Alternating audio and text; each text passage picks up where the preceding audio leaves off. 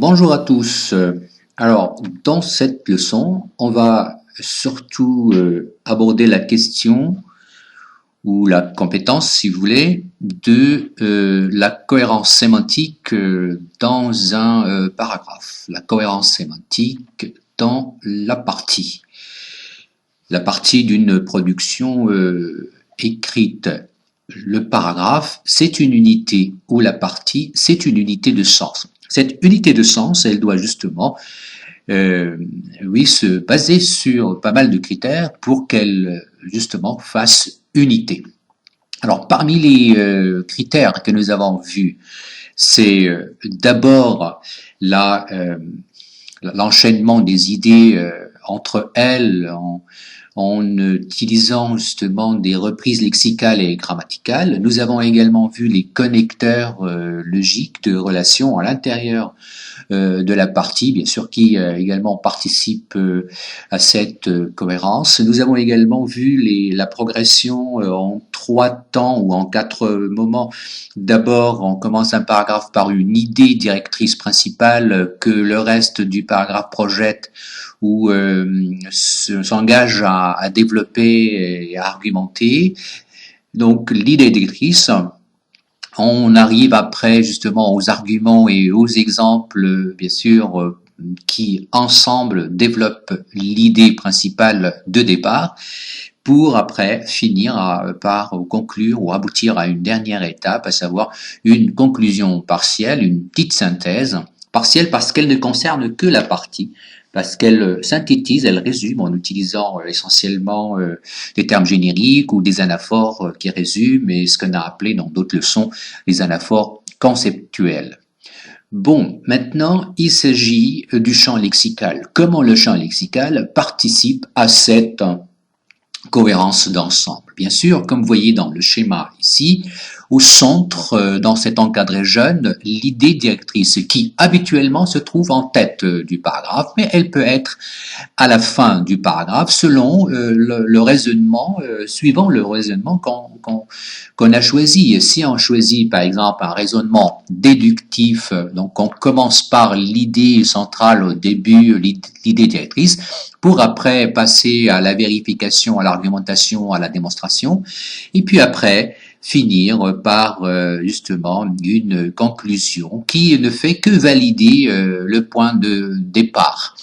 Mais on peut également choisir de mettre cette idée directrice dans le cas, à la fin du raisonnement, dans le cas d'un raisonnement inductif. C'est-à-dire on passe d'exemples, on commence par les exemples et les arguments avant d'arriver à une vérité finale. Bon, on aura le choix, donc vous avez 2 configurations possibles, 2 possibilités d'organiser justement votre paragraphe, soit en mettant l'idée directrice au début, soit en la laissant pour la fin. Mais dans tous les cas, vous avez une idée centrale. Quand on commence par l'idée directrice, là, ou en tête, eh bien, l'idée directrice, bien sûr, contient des termes, d'ordre général qu'il faudra illustrer à travers tout un champ lexical comme vous voyez ici tout autour. Vous avez tous ces termes-là en surbrillance, en bleu, en bleu clair, ce sont des termes, des expressions qui tournent autour de l'idée centrale et qui projettent, qui visent, ces mots-là, ils visent justement à expliciter, à expliquer, à démontrer, à valider, à confirmer, etc. L'idée de départ. Alors là, l'idée centrale par laquelle on a commencé, je vous la lis là, sans désir sincère de partager et de s'entraider, une amitié ne peut pas exister. Mais c'est mon idée. Bon, j'ai choisi de commencer mon raisonnement, ma thèse, par cette idée-là. Mais attention, toujours en concevant, en énonçant cette phrase-là, vous devez peser vos mots. À chaque fois quand vous dites un mot, c'est que ce mot-là compte dans le reste de la démonstration. Il ne faut pas dire les mots seulement pour les dire, mais il faut les dire dans le but de les démontrer, dans la perspective, dans le but de les démontrer après. Par exemple, quand je dis sans désir sincère, là je parle de sentiment. Il faudra donc que mon paragraphe contienne un champ lexical suffisamment bien élaboré, champ lexical de sentiment tout à fait bien élaboré. Partager, c'est échange, c'est échanger, c'est en commun quelque chose. Donner et recevoir, s'entraider, s'épauler, se tenir, l'amitié, donc c'est pas une camaraderie, une simple relation passagère, une amitié, une relation forte et durable, comme bien sûr on projettera de démontrer voilà l'un des termes du champ lexical tout autour. Ne peut pas exister, pour exister il faut qu'elle naisse d'abord, mais qu'il faut qu'elle soit entretenue, et il faut qu'elle qu'elle se base sur pas mal de critères pour durer, pour exister, pour être une bonne amitié. Donc tout ça, tout en formulant mon idée directrice, j'ai bien sûr en tête tout un ensemble d'idées, de projets, d'idées qu'il faudra démontrer. Donc on appelle ça l'idée directrice. Donc toutes les expressions là, tout autour, c'est tout un champ lexical que je choisirai, que j'ai en tête, pour bien sûr développer cette idée, afin bien sûr que tout mon paragraphe tourne autour de la même idée qu'il projette de démontrer. Alors, tous les mots et les expressions avec, et toutes les expressions du champ lexical de l'amitié pivotent, tournent autour de l'idée centrale directrice, afin justement après d'aboutir, finir par une idée, une conclusion partielle. Alors là, je passe en revue rapidement ces termes autour. Alors là, une amitié suppose qu'on s'entend bien, qu'on est d'accord, on est en harmonie, on est en bonne intelligence. C'est une relation, bien sûr, pas comme les autres, elle est un peu plus forte qu'une simple relation, qu'une simple connaissance, une camaraderie. Et il faut de la bienveillance, il faut avoir envie d'aider, de s'entraider là, sans contrepartie. Donc c'est une amitié désintéressée.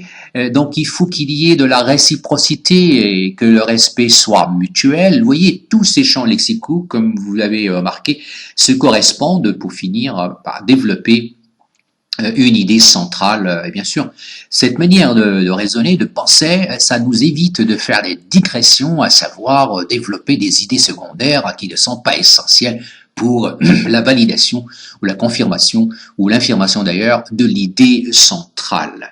Bon, lisez aussi les autres expressions du champ lexical de l'amitié pour bien sûr développer aussi, enrichir votre vocabulaire. Passons maintenant à un exemple. Cet exemple-là, justement, traite de l'amélioration des conditions de vie des prisonniers. C'est quelque chose en relation avec les droits humains.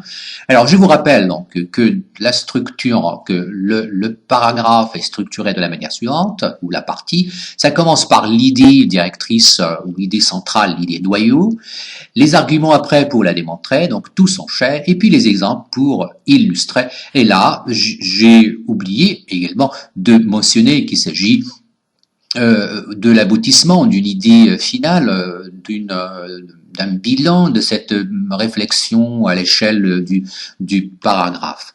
Eh bien, il faut améliorer les conditions de vie. Chaque mot compte. Il faut donc l'obligation, le champ lexical de l'obligation, améliorer donc le champ lexical, le rendre meilleur, et bien sûr au son trié les droits humains, bien équipé, modernisé, bien traité également, transformer, révolutionner, pourquoi pas, développer, augmenter, rendre meilleur, tout ça, permettre, jouir, profiter des droits de l'homme, vivre. Donc et là se pose la question du prisonnier. Et le prisonnier est-il un citoyen comme les autres, ou un citoyen à part, ou c'est quelqu'un dont la citoyenneté fait défaut, donc dont le civisme fait défaut, donc la prison se projette ou a le but de le former pour le remettre avec les citoyens, donc d'où l'intérêt des droits humains et d'améliorer les conditions, la condition de vie en prison. La condition, justement, là, c'est tout en bleu.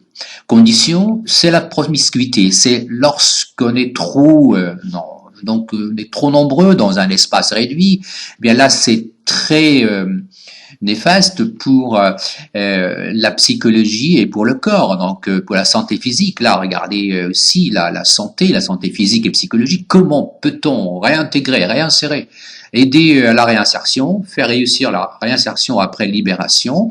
Comment peut-on l'aider? Sans d'abord lui permettre d'être en bonne santé et de se former, d'étudier, de jouir de certains droits, de ne pas être privé et également de vivre dans assez bonnes conditions humaines. Alors, promiscuité, la surpopulation, le grand nombre dans un espace carré, donc la densité aussi carcérale, souffrir, l'oisiveté, ne rien faire, le désœuvrement, c'est pareil. Donc là, comment est-ce que quelqu'un qui passerait 2 ans ou 3 ans en prison, qu'est-ce qu'il pourra faire, quelle qualification, quelle formation, quelle culture il aurait après sa sortie? Donc d'où l'intérêt d'améliorer les conditions carcérales et la prison. On ne peut pas parler de la prison sans évidemment un champ lexical assez élaboré de la prison. Alors prisonniers, par exemple, coupables,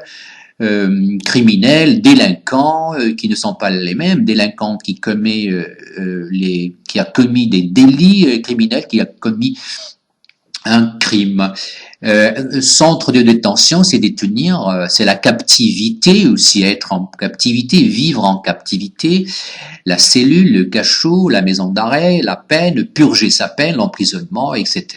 Et tout cela doit correspondre et converger. En n'oublions pas qu'il y a là un fil directeur qui va du point de départ idée directrice vers le point d'arrivée, la conclusion partielle, qui commence d'ailleurs par donc, ça peut commencer par bref, en somme, ou également ou ainsi. Moderniser la prison, moderniser, il est là, donc il fait écho à ce mot-là, donc moderniser, c'est améliorer. La prison n'est plus un choix, donc n'est plus un choix, c'est une obligation, d'où l'intérêt d'avoir développé ce champ lexical-là d'obligation, qu'impose avant tout le respect des droits humains. Eh bien, les droits humains traversent toute cette amélioration. Il est à la base de toute cette amélioration des conditions de vie, mais tout doit aboutir. Tout doit arriver, converger vers cette idée finale. Prenons un autre exemple pour plus d'illustration. Alors, il s'agit là d'un autre thème, il s'agit de l'argent et du bonheur. Bien sûr, c'est un débat très couramment proposé. Bon, c'est un débat toujours d'actualité, toujours il est là au cœur de nos discussions et de nos préoccupations. La déclinaison des champs lexicaux. Décliner, c'est énumérer, citer les éléments constitutifs d'un champ lexical. Eh bien, c'est dans ce sens-là que j'ai pris ce mot déclinaison dans ce titre-là. Alors là, il faut pas oublier, toujours on va oublier, en formulant une idée directrice, il faudra toujours penser au point d'arrivée pour ne pas se permettre de se perdre ici et là dans des idées secondaires avec d'autres champs lexicaux qui n'ont rien à voir avec les champs lexicaux au centre. Sans doute, c'est une certitude. Donc là, voilà, donc vos idées doivent, bien sûr, qu'elles soient arguments ou qu'elles soient exemples, donc il faut bien sûr qu'ils mentionne, qui nous rappelle cette idée d'obligation que nous avons dite au départ. Le bonheur, c'est de la satisfaction. Et bien sûr, c'est le moral, c'est le bien-être moral. Le bien-être moral, la joie, être heureux, joyeux, se sentir mieux, se sentir bien, se sentir bien dans sa peau, heureux, content, se sentir bien, l'allégresse, jubilé, la liesse, il y a beaucoup de mots, tout dépend de mon idée et les idées qui correspondent pour l'exprimer avec précision. Alors l'argent, bien sûr, il est au cœur de ce champ lexical, c'est la richesse, c'est posséder, c'est acquérir, gagner sa vie, acheter se procurer, pouvoir acheter, pouvoir se procurer de, pouvoir payer et dépenser, assurer un certain confort. C'est le bien-être matériel, c'est l'aisance également. Mais tout doit converger vers cette idée finale, à savoir qu'il est évident, donc c'est une évidence comme nous l'avons vu démontrer là à travers les arguments et les exemples, là, bon, et que l'argent assure un certain bien-être matériel. Et là, je vous rappelle également qu'il faut toujours faire preuve de synthèse, c'est pour ça qu'il faudra travailler les titres de champs lexicaux, les titres de champs lexicaux que nous avons l'habitude d'étudier en lecture, ils servent à ça. Un champ lexical, ça vous permet également de développer votre compétence d'écriture, pas seulement compétence de compréhension. Si vous avez l'habitude de donner des titres de champs lexicaux à des parties, eh bien vous serez aussi capable de chercher les titres pertinents, génériques, qui résument, qui font la synthèse pour vos propres rédactions. Et voilà.